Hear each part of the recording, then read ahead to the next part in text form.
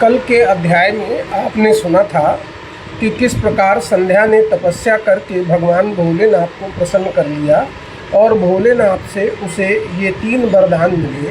पहला कि आपके शरीर का कोई दोष नहीं है अगर ब्रह्मा जी को आपके अंदर आसक्ति उत्पन्न हुई है तो, इसीलिए आपको इसकी चिंता करने की ज़रूरत नहीं है। दूसरा, आपका शरीर पवित्र है, आप चाहें तो इस शरीर को और पवित्र कर सकते हैं। आप यज्ञ कुंड में प्रवेश करके इसको पवित्र बना सकते हैं। इसके अतिरिक्त एक वरदान और दिया था कि अब एक व्यक्ति 4 चरणों में जीवन जिएगा। पहली बाल्यावस्था होगी, दूसरी कौमार्य अवस्था होगी और तीसरी युवावस्था होगी, चौथी वृद्धावस्था होगी। पहली 2 अवस्थाओं में किसी भी बालक के अंदर काम भाव नहीं रहेगा, तीसरी अवस्था में उसके अंदर काम भाव उत्पन्न होगा। ये भी एक वरदान दिया और ये भी कहा कि जो भी तुम्हें काम भाव से देखेगा, अर्थात संध्या के समय जो भी काम से युक्त होकर रति क्रिया को करेगा, उसको निश्चित ही नपुंसक होने का खतरा बना रहेगा।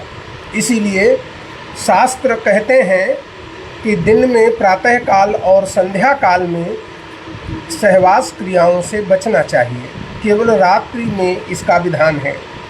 आज संध्या भगवान शिव की बात को मानते हुए जा करके मेधातिथि के आश्रम में, जहाँ पर वो अपना यज्ञ कर रहे थे, चुपचाप जा कर के उसी यज्ञ कुंड में बैठ जाती है।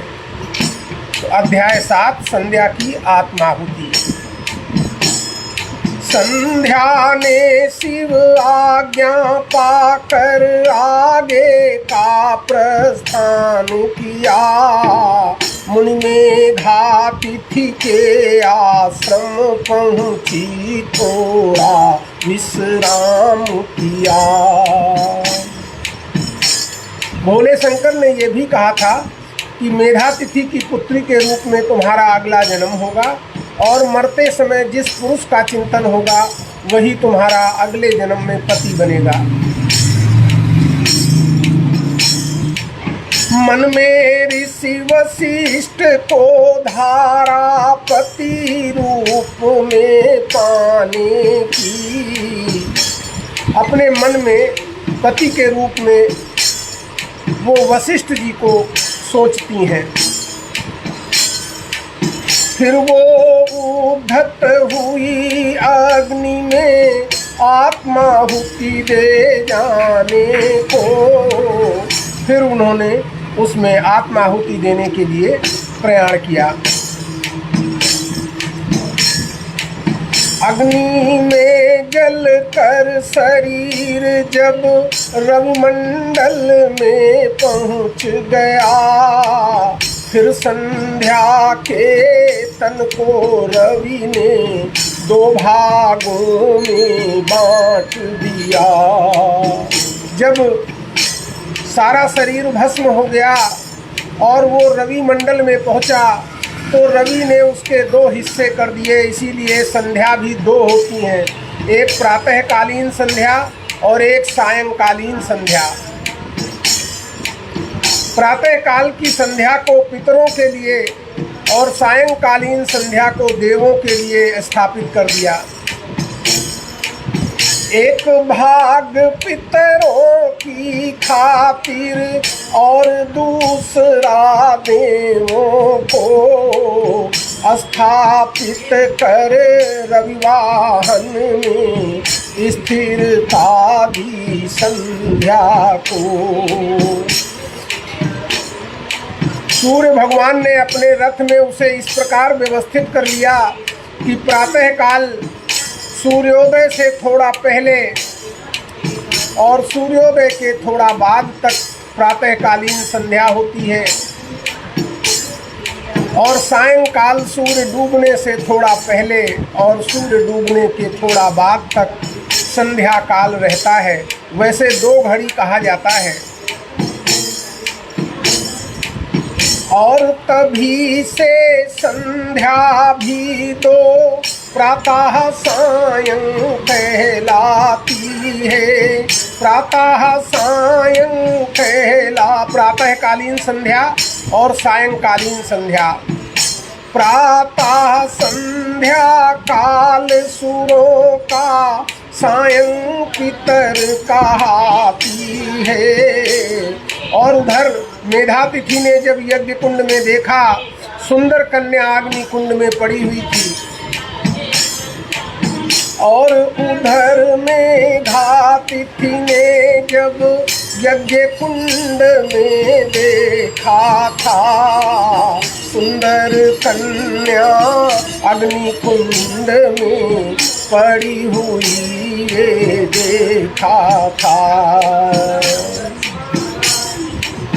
उस कन्या को मेधा तिथि ने अरुंधति का नाम दिया।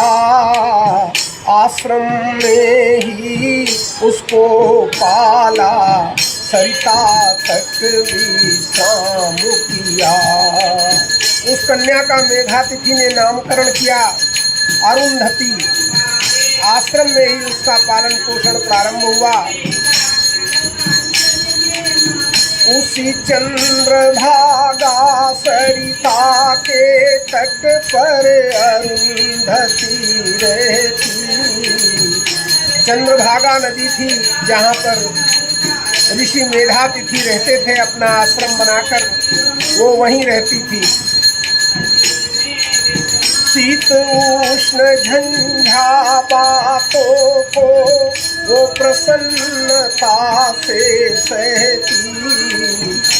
गर्मी, जाड़ा और बरसात तीनों को वो प्रसन्नता पूर्वक सहती थी। फिर अरुंधति का विवाह मुनिवर वशिष्ठ के संग हुआ। मरते समय वशिष्ठ जी का ध्यान किया था, इसीलिए वशिष्ठ जी ही उन्हें पति के रूप में प्राप्त हुए। अरुंधति ने बालक रत्नों का भी सुंदर जन्म दिया। और फिर अरुंधति से बालक उत्पन्न हुए। अरुंधति के जितने भी आचरण थे वो सती स्त्रियों के थे, और अन्य स्त्रियां भी अरुंधति का नाम लेकर पतिव्रत धारण करती हैं। अरुंधति के सभी आचरण सती नारियों के से थे। अन्य नारियों उनसे ही पतिव्रत का आश्रय लेते थे। तो संध्या ने जो भगवान शिव से वरदान प्राप्त किए थे, उसके अनुसार अरुंधति के रूप में अगले जन्म में ब्रह्मा की पुत्री संध्या का जन्म हुआ, और उसने वशिष्ठ मुनि के साथ में ब्याह हुआ। क्योंकि मरने के पहले जिसका चिंतन होता है वो उसी को प्राप्त करता है। इसीलिए प्रायः ऋषि मुनि यही कहते हैं कि आप प्रयास करें कि आपके मुंह में हमेशा भगवान का नाम चलता रहे। पता नहीं कौन सा समय अंतिम समय है, उस समय यदि भगवान का नाम रहेगा तो आपको अवश्य ही भगवान की प्राप्ति हो जाएगी। इसीलिए ये संध्या का पावन चरित्र जो भी सुनता है या पढ़ता है, निश्चित ही ऐसा प्राणी भगवान शिव के लोक में गमन करता है।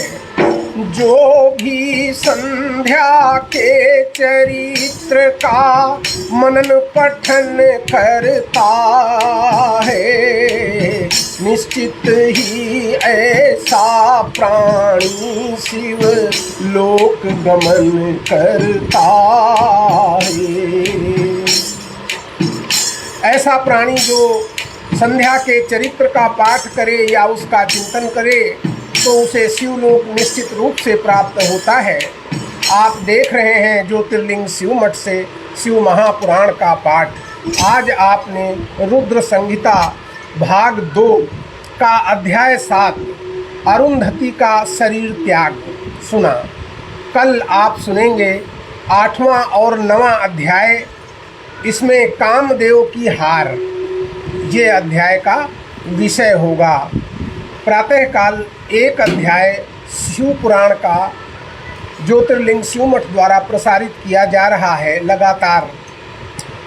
आप लोग जो भी शिव भक्त हैं वो प्रातःकाल इसे फेसबुक पर लाइव देख सकते हैं, सायंकाल इसे यूट्यूब पर देख सकते हैं और किसी भी समय हमारी वेबसाइट ज्योतिर्लिंगशिवमठ.in पर जाकर इसे देख सकते हैं। एक और सूचना है आप सबके लिए, विगत वर्षों की ही भांति श्रावण के पावन मास में होने वाले दैनिक रुद्राभिषेक कार्यक्रम में जो भी भक्तगण भाग लेना चाहते हैं उन्हें तत्काल ज्योतिर्लिंग शिव मठ से संपर्क करना चाहिए। हमारी वेबसाइट पर जाकर के भी वो एक फॉर्म भर दें या फिर फ़ोन से संपर्क करें। अन्यथा की स्थिति में प्रतिदिन होने वाले श्रावण मास में जो रुद्राभिषेक है उसमें लोगों को शामिल करना संभव नहीं होगा। यहाँ भी पहले आओ और पहले पाओ का क्रम ही चलेगा। जो पहले रजिस्ट्रेशन करा लेगा उसे ही रुद्राभिषेक, निःशुल्क रुद्राभिषेक जो ज्योतिर्लिंग शिव मठ हर सावन महीने में कराता है उसमें भाग लेने का सुंदर अवसर प्राप्त होगा। कल पुनः प्रातःकाल आपसे मुलाकात होगी। तब तक के लिए हर हर महादेव, जय भोलेनाथ।